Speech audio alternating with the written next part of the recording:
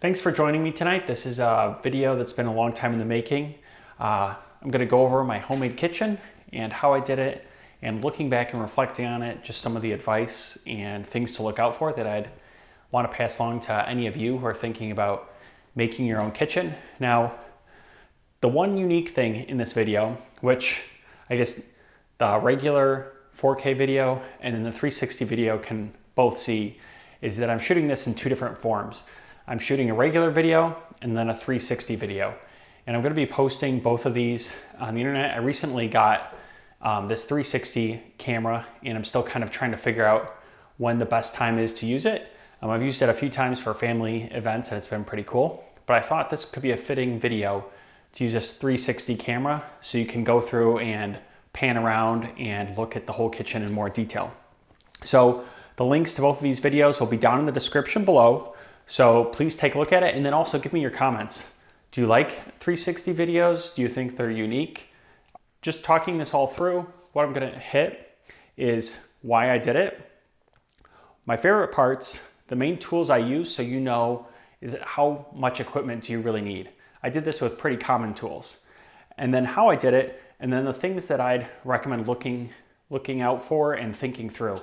The hard thing with making your own kitchen is literally you can do anything. This all started out as just sheet goods and 1x2 or 1x3 maple and machined it all out. So you can pick every single component, the dimensions, and so that's a good thing, but it also be a bit overwhelming. And then why I think it's worth it. So why did I do this? We bought our house in COVID, and right at the start of COVID, I kind of got into woodworking. I'd done about a project or two before that. And so I started redoing this house. It needed a complete overhaul.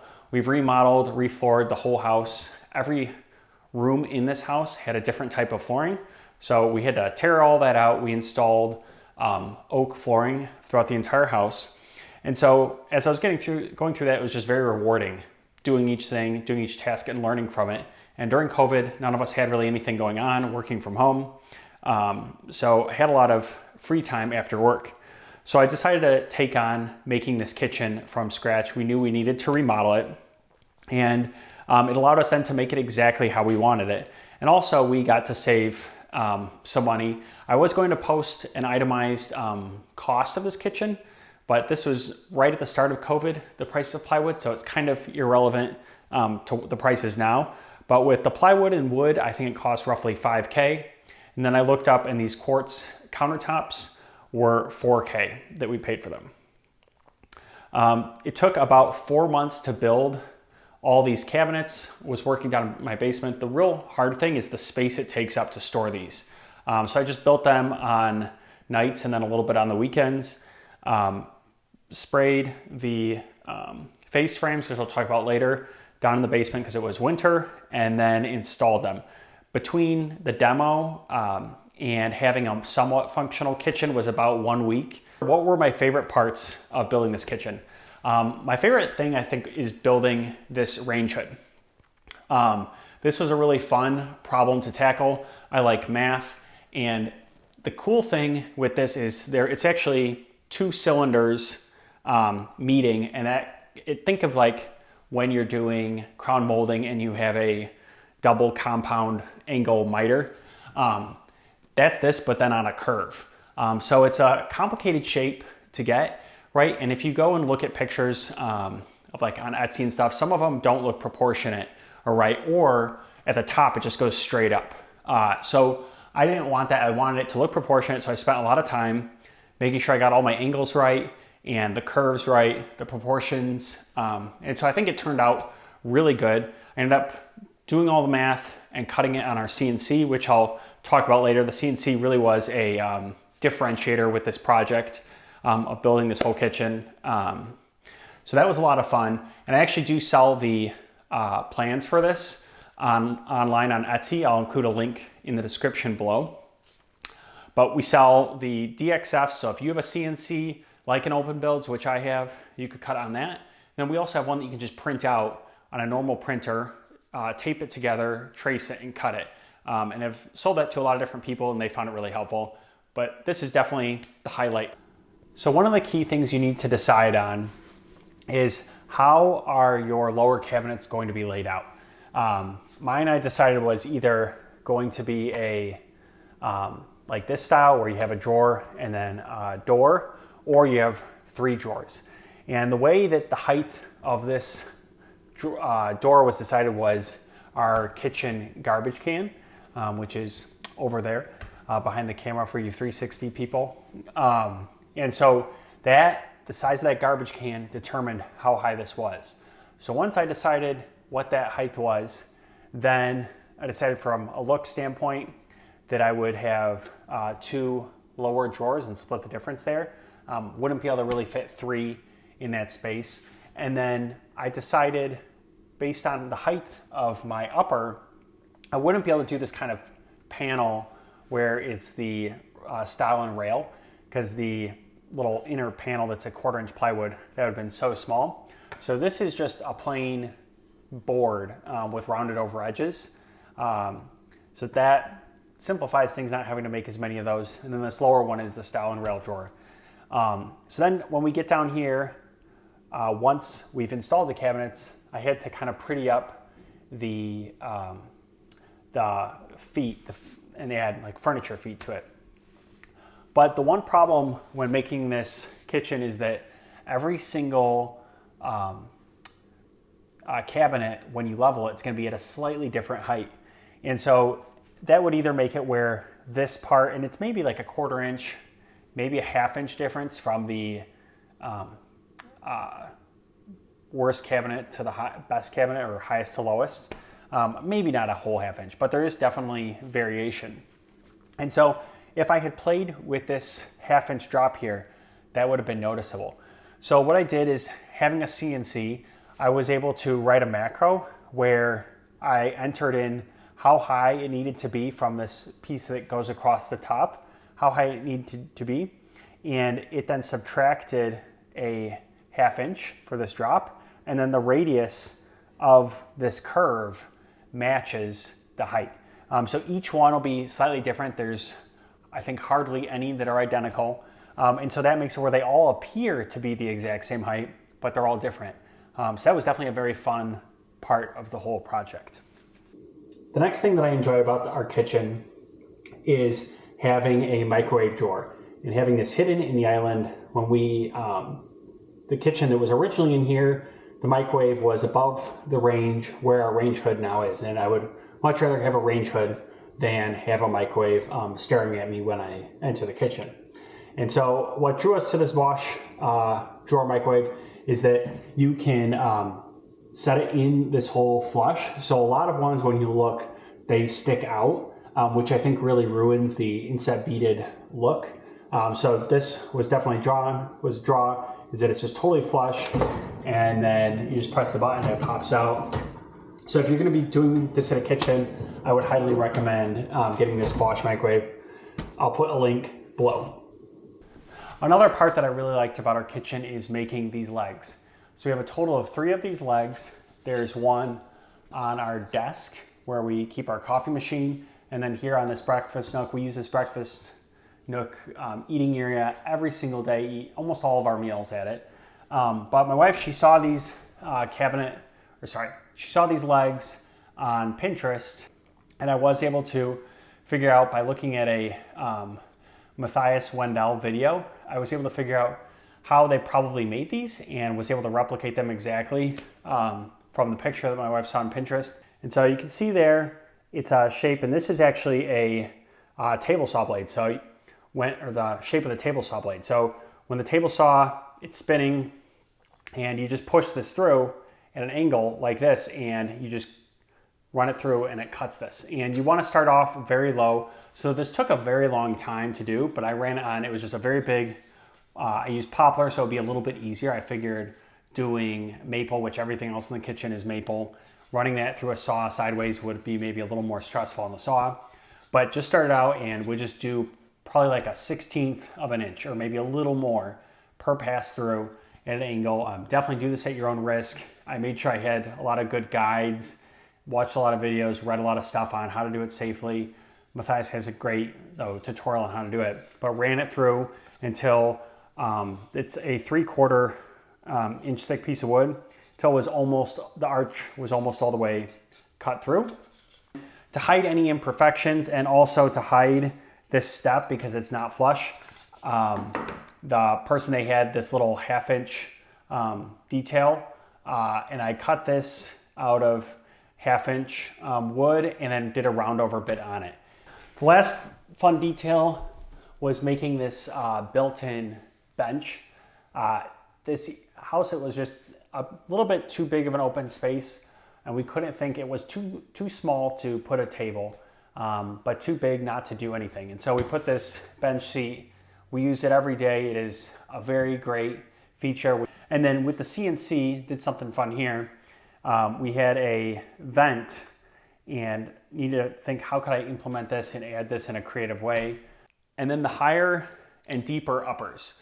So initially, I was thinking of just doing everything standard, but the nice thing is when you're building your own kitchen, you can make everything exactly how you want. And so I went, and with these higher and deeper uppers, I wanted to be able to fit larger plates in them. And so the depth is 15 inches. I think normal is like 12 inches. So that allows us to have fit more stuff in there. But since it's further out, they then are higher. So I put them 21, I think it's 21 inches off the counter. And that's nice so that when you're working with a mixer or something's underneath, you do have a little bit more room to work. But it feels proportionate because of how it comes out from the wall. So if they were just like the normal 12 inches, that would look probably strange. But this is again, all of the little details you get to think about when you're building your own custom kitchen from scratch. And then, not that this was any craftsmanship on my part, but our Kohler cast iron sink is great. And if you're finding this video helpful, please like and subscribe. It sure would help the channel. So to go through then the primary tools I used, and I'll have all the links in the description. I used just a standard Dewalt 12-inch double compound miter saw. I used a Dewalt 10-inch jobsite table saw, a corded Bosch 1/2 inch collet router and router table. The key thing is the corded. You're doing a ton of routing on one of these projects. I do have a palm router that's an 18 volt Ridgid, and there's no way that could have kept up. It would just be going through batteries so often, especially going through the maple, which is all built out of maple. So definitely you want a very strong 1/2 inch corded router. And then I just used a Ridgid 18 volt drill. I did buy a 5 tool combo kit. It's been very useful for all the different parts of the house. The Sawzall is also really useful when you're demoing doors and pulling those out, which had to put all new doors in this house. That's one great tool to have. Another tool, which if you don't have one, you need to get one. This is, I think, one of the most overlooked tools, but so useful to have once you get it, is a laser level. So I have a Bosch laser level. It's a game changer. I used it for leveling the cabinets, the uppers, especially doing all of the backsplash, lining it up, and it's just useful for hanging pictures. You're gonna use it all the time. I think I got it during a Black Friday sale, and I think Home Depot does that pretty often, so definitely check that out. And then I needed a bunch of jigs doing this kitchen, so I ended up using Kreg. They have a really great set of tools now, or jigs. Now they do sometimes feel expensive, but the time and precision and repeatability that it gives you, I think it's totally worth it, especially when you're thinking about putting in a whole kitchen, how much it would cost if you hired that out. So the jigs that I have are the pocket hole, standard pocket hole jig, Inset beaded face frame jig. Now they have a whole huge system that you could buy that's really expensive. I think it would be nice if you want to spend all that money, but they also just sell the router bits, and that is really useful. And I bought that, and then I made my own jig to use on my router table. So I used that to make all the face frames. I also used, Kreg has some plates for measuring the height of your router bits, and that's very useful because precision is what the name of the game is, and just using a ruler or a tape measure to see, are you a 1/4 inch high, it's kind of hard to do it. But these, being able to just lift the router up until you see the gap, that is really good with just having it be very accurate and repeatable. And then I also got their Kreg Crown molding jig, and I did crown molding through our whole house. That's an extremely useful tool to have. And then their cabinet combo kit, which came with a cabinet jig drill holder for the recessed part that's in here. Sorry, I don't know if the, need to make sure both cameras can see it, but this one right here, that'll drill that hole. Very useful to have. Then also one that'll do the drawer handles and a drawer slide. Now the drawer slide one, I never ended up actually using it. So that one's not as essential. The shelf pin hole jig, that's also very useful. And then I 3D printed some jigs myself. And that was really helpful. I think having a 3D printer and using it for custom jigs where drill holes need to be placed can definitely make life easier. So I use those for where to put the door hinges on the actual carcass and drilling those holes. And then also on the back of every like Blum undermount drawer box, you have to cut a little notch and drill a 1/4 inch hole. And I built a jig. I have a video on how I did it, but made that super easy. And then the huge hero of this whole project was my Openbuilds LEAD 1515 CNC. It's an open source CNC, cuts a 4x4 sheet of plywood. It's a little oversized for it to do over a 4x4. But this was a game changer, and it really helped make everything very repeatable. And when you're doing this many different cabinets, it's easy to like zone out and miss a step and be off on something. And so having it all coded where it was just a repeatable process definitely saved me a ton. And I have some videos on my channel about how I used it. And then for finishing everything, I used a Graco X5 airless sprayer. And that definitely need an airless sprayer. I don't think I can't even imagine painting this all by hand and getting the finish that I got. And I used Benjamin Moore Advanced. I use a very fine tip when spraying that. And then the cabinets are all in white dove, and the island, which you'll see later, is in Newburyport blue. Things to think through while you're planning your kitchen. Make it how exactly you want it. So you want to think through all the different things that you find either annoying in kitchens or that you really like. And like one thing when I was building this kitchen that I wanted is everything to have no seams between cabinets. So the face frames that you see here, I guess there's just one, so you're not really going to have a joint there. But in this one, there's no joint here. It's all solid, and that's the way the whole kitchen is. There's no joints between any face frames. I used appliances to split things up. Then you have to think through ergonomics. We love our large island. It's about a 7-foot by 4-foot island. And then at the one end, we have a breakfast nook. It's very good, but that did come at maybe making the walk around area a little smaller. I still made sure it was the recommended amount, which I think it's like 3 feet is the recommended amount or more. And then here it's bigger where we have the oven. It's like 41 inches. But you want to think through all that. I would have maybe made it a little bit of a wider so people can pass. But we love our large island. We love the breakfast area. So when you're going through and designing your kitchen, read up on the recommended amounts of like what's the proper layout of a kitchen. You definitely want that, especially like around the refrigerator, all those different measurements. You can then, like how we have our uppers are higher and deeper, having that customization. Our lowers, they're the standard amount. And you do have to draw this all out. You could do a 3D model. I did a just scaled model of 1 inch equals 1 foot.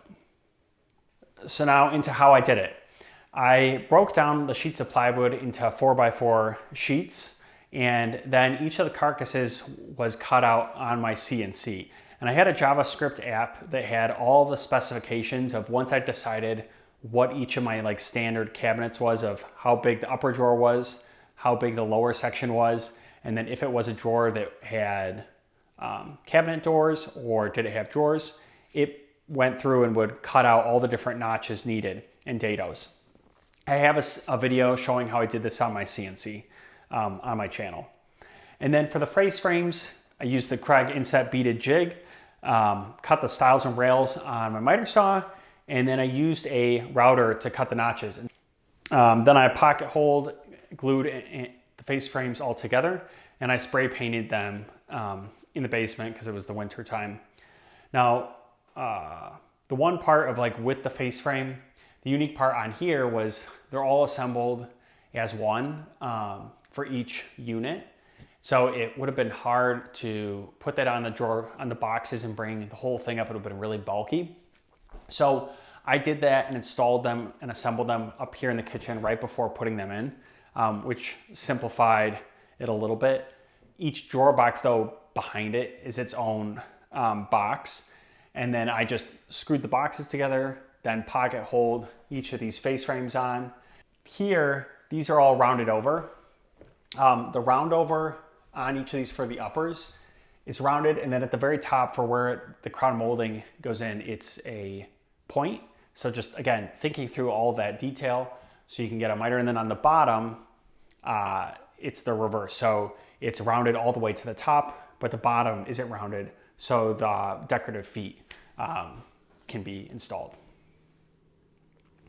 And then all the drawers I made with, and doors, I made with a Diablo router bit set and a stile and rail bit set, and used 1 by 3 inch maple. And then the one tip that I got from my brother-in-law, I would definitely recommend, is while waiting for the countertops to come, you could just use melamine sheets as a temporary countertop service. So that was great that as soon as the cabinets were in, we were able to just start using the kitchen with melamine. Now the backsplash, it was my first time doing tile. Used the laser level a ton and would highly recommend that. One thing I did choose when doing this tile was to get more of a wavy texture, and figured that would help hide any imperfections. And I think it turned out pretty good. Now, why I think it's worth it for you to do your own kitchen. You use your kitchen every single day, so you can decide how exactly you want it. And then plus every time you're using it, you're kind of reflecting, thinking of the journey, and able to appreciate how hard all that work was. So I definitely enjoy it. I definitely enjoy reminiscing about each different piece of the kitchen. But the downside is then you do know where every imperfection is. I hope you found this walkthrough helpful. If you have any questions, please leave them in the comments below. And are you thinking about doing your own kitchen? If so, tell me why. I would love to hear other people's reasons.